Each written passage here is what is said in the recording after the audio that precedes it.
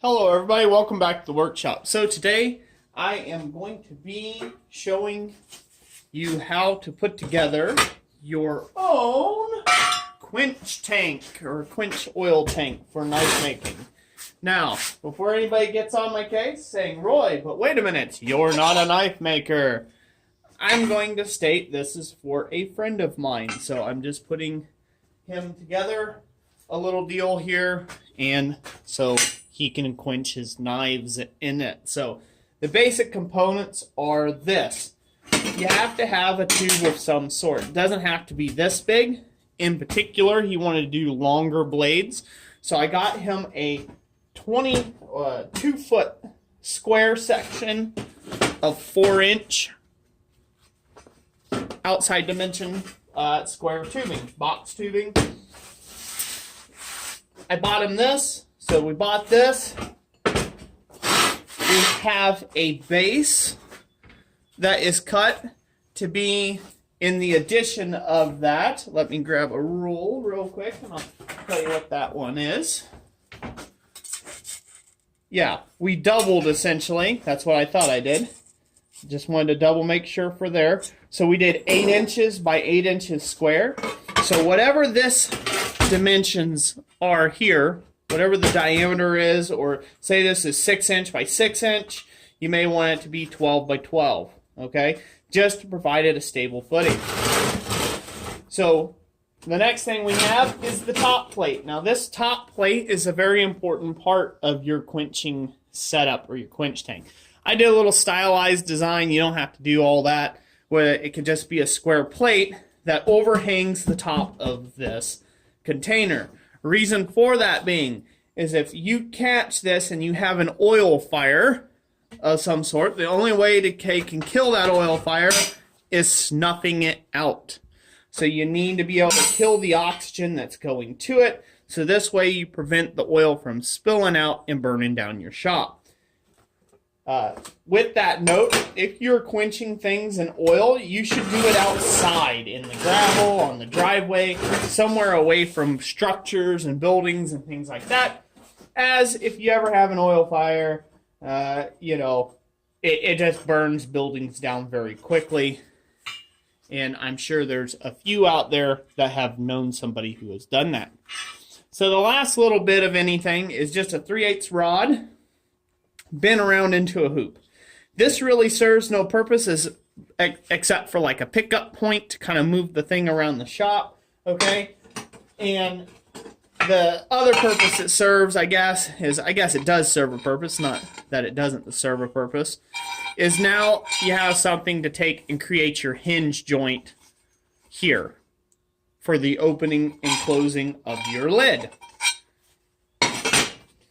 So all pretty basic stuff. This is just going to be a quick weld job. I'm going to do a time lapse to get through it here.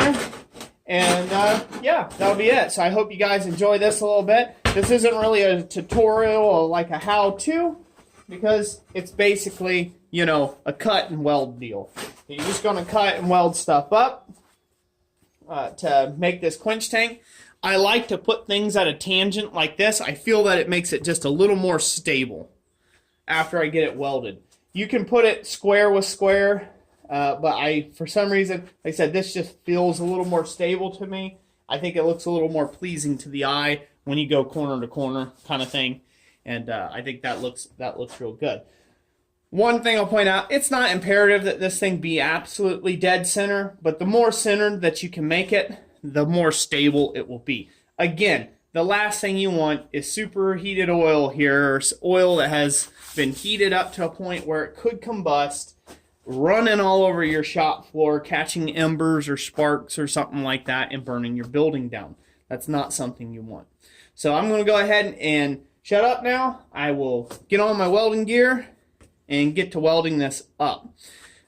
One thing you'll want to do, definitely make sure, is on this bottom joint here. All the rest of the welds can be dirty welds, but this joint right here, you want to make sure you clean this back to bare metal and get a really good weld around here. Otherwise, you're just going to have a leaking mess. that's going to be very hard to weld after you get it all welded up. You know, it'll just leak all over the place. So, without further ado, let's get this cleaned up and welded. Okay, so here we go. Pretty much basic principle. We're going to clean up the bottom end of this tube here. Mainly just maybe probably an inch of material is all I'm cleaning here. There's not really a point in going too heavy with this. Just want to take and get down to bare metal. It just makes a much cleaner weld. Just trying to eyeball it to get it centered up here. Like I said, this is not a critical thing as far as the centering of this, but you want to make sure that you get it as close to center as you can, just by eyeball. Make sure you run really good beads on this. This doesn't have to hold up, you know, like crazy, you know. It doesn't have to hold up to any sort of real pressure, but it does take and hold some pressure in the system. If you figure the weight of the oil pressing down, it'll find your leak for you. Now, one of the things you can see, I've got some water up about halfway up that tube. I set it down in the quench tank and made sure there was no water running in from the outside in. And that's a good way to check to make sure that you won't have a leak.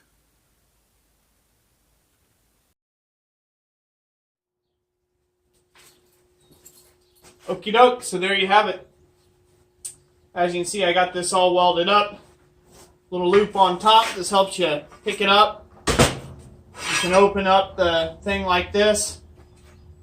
Put your knife in there or whatever. Close the lid. It has enough weight on it that it'll help snuff out the flames if you do get any sort of oil fire going on. Then you've got a good stable base.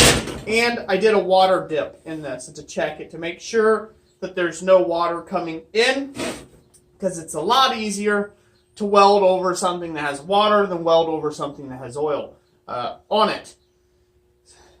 So, yeah, pretty much, basically it. And I could be 100% wrong on that. Maybe there's guys who work in the oil fields or something like that. Maybe they know a secret to welding over oil. But I've never had any success with it and don't really care to. So, unless I get into some sort of thing where I got a greasy car part I got to weld on or something. But I'd probably take the time to clean it up. But I digress. Enough. Anyways, so that was it. Just a little short deal. I hope you all enjoyed it. If you guys enjoyed this video, give it a like. If you disliked it, go ahead and give it a dislike. Either way, all counts as engagement. It helps the channel out. I really appreciate you in both cases. Thank you for watching.